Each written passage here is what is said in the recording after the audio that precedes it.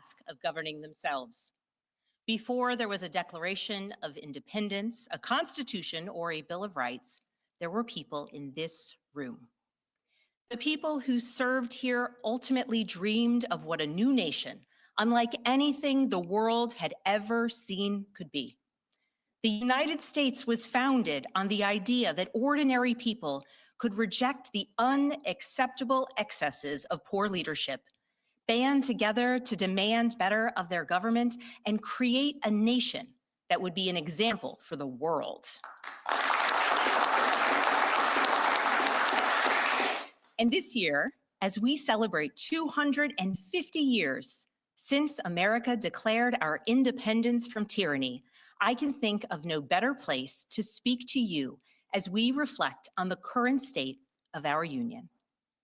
Tonight, as we watched our nation's lawmakers gather for a joint session of Congress, we did not hear the truth from our president. So let's speak plainly and honestly. And let me ask you, the American people watching at home, 3 questions. Is the president working to make life more affordable for you and your family? Is the president working to keep Americans safe both at home and abroad? Is the president working for you? As I campaigned for governor last year, I traveled to every corner of Virginia, and I heard the same pressing concern everywhere. Costs are too high in housing, healthcare, energy, and childcare. And I know these same conversations are being had all across this country. Because since this president took office last year, his reckless trade policies have forced American families to pay more than $1,700 each in tariff costs. Small businesses have suffered, farmers have suffered, some losing entire markets. Everyday Americans are paying the price. And even though the Supreme Court struck these tariffs down 4 days ago, the damage to us, the American people, has already been done. Meanwhile, the president is planning for new tariffs, another massive tax hike on you and your family. And Republicans in Congress, they remain unwilling to assert their constitutional authority to stop him. They're making your life harder. They're making your life more expensive. They're even making it more difficult to see a doctor. Rural health clinics in Virginia and across the country are already closing their doors thanks to the so-called One Big Beautiful Bill, championed by the president and Republicans in Congress. And tonight, the president celebrated this law, the one threatening rural hospitals, stripping healthcare from millions of Americans and driving up costs in energy and housing, all while cutting food programs for hungry kids. But here in Virginia, I am working with our state legislature to lower costs and make the Commonwealth more affordable. And it's not just me. Democrats across the country are laser focused on affordability in our nation's capital and in state capitals and communities across America. In the most innovative and exceptional nation in the history of the world, Americans deserve to know that their leaders are focused on addressing the problems that keep them up at night. Problems that dictate where you live, whether you can afford to start a business or whether you have to skip a prescription in order to buy groceries. So I'll ask again, is the president working to make life more affordable for you and your family? We all know the answer is no. I grew up in a house of service. My mother was a nurse and my father was a career law enforcement officer. I began my career by following in my father's footsteps as a federal agent working money laundering and narcotics cases. I worked side by side with local and state police to keep our community safe and to uphold and enforce the law. Law enforcement officers across the country know that it is a unique responsibility to do the serious work of investigating crimes, comforting victims, and making arrests. It's about building trust, and that requires an abiding sense of duty and commitment to community. And yet, our president has sent poorly trained federal agents into our cities where they have arrested and detained American citizens and people who aspire to be Americans. And they have done it without a warrant. They have ripped nursing mothers away from their babies. They have sent children, a little boy in a blue bunny hat, children to far off detention centers, and they have killed American citizens in our streets. And they have done it all with their faces masked from accountability. Every minute spent sowing fear is a minute not spent investigating murders, crimes against children, or the criminals defrauding seniors of their life savings. Our president told us tonight that we are safer because these agents arrest mothers and detain children. Think about that. Our broken immigration system is something to be fixed, not an excuse for unaccountable agents to terrorize our communities.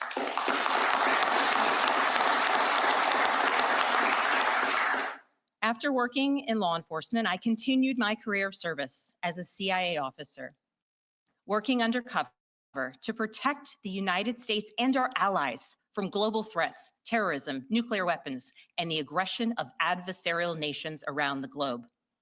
But as the president spoke of his perceived successes tonight, he continues to cede economic power and technological strength to Russia, bow down to China, bow down to a Russian dictator, and make plans for war with Iran.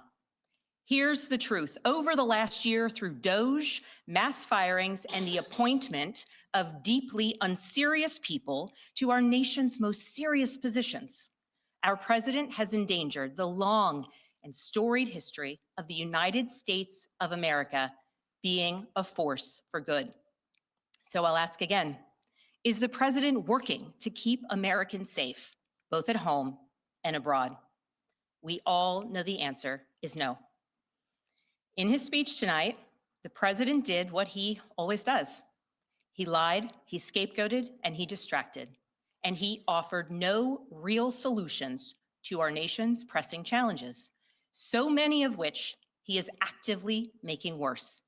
He tries to divide us. He tries to enrage us, to pit us against one another, neighbor against neighbor. And sometimes he succeeds. And so you have to ask, who benefits from his rhetoric, his policies, his actions, the short list of laws he's pushed through this Republican Congress? Somebody must be benefiting. He's enriching himself, his family, his friends. The scale of the corruption is unprecedented. There's the cover-up of the Epstein files, the crypto scams, cozying up to foreign princes for airplanes and billionaires for ballrooms, putting his name and face on buildings all over our nation's capital. This is not what our founders envisioned, not by a long shot.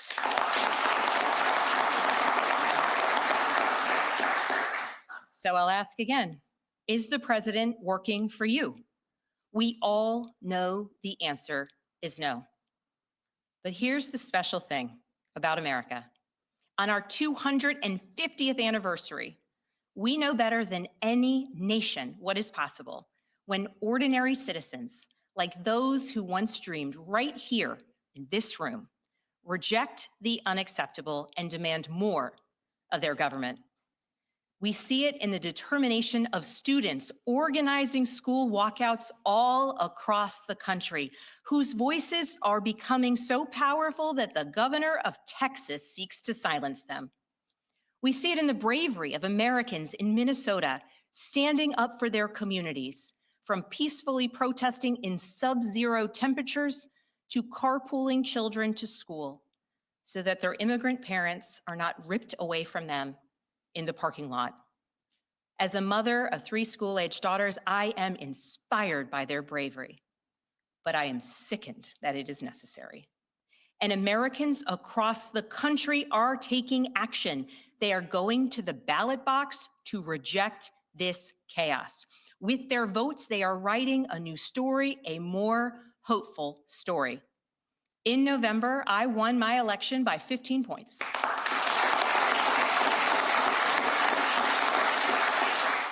And we won 13 new seats in our state legislature.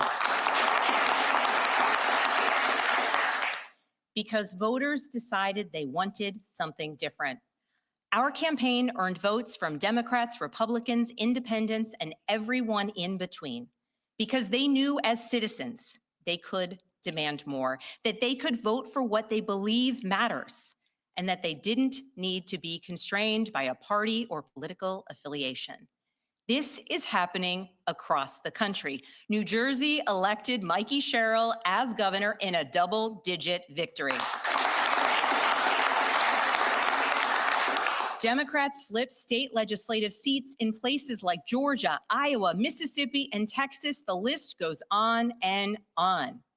Ordinary Americans are stepping up to run in the spirit of our forefathers. They are running to demand more and to do more for their neighbors and communities. I know this story well. I first ran for office in 2018 alongside dozens of other Democrats who did the seemingly impossible, flipping 41 seats in Congress. In my case, I was the first Democrat elected in 50 years, swinging our district 17 points.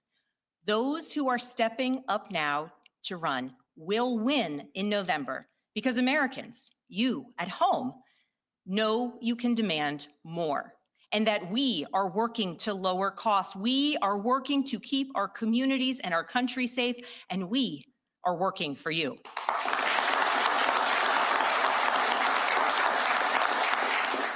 In his farewell address, George Washington warned us about the possibility of, quote, cunning, ambitious, and unprincipled men rising to power.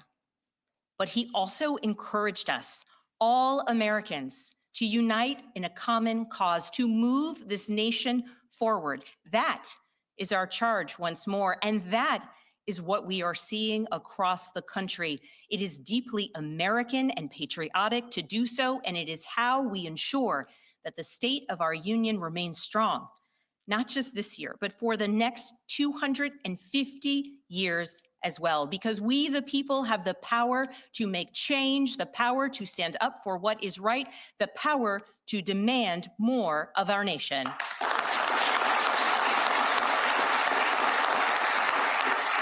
May God bless the Commonwealth of Virginia, and may God bless the United States of America.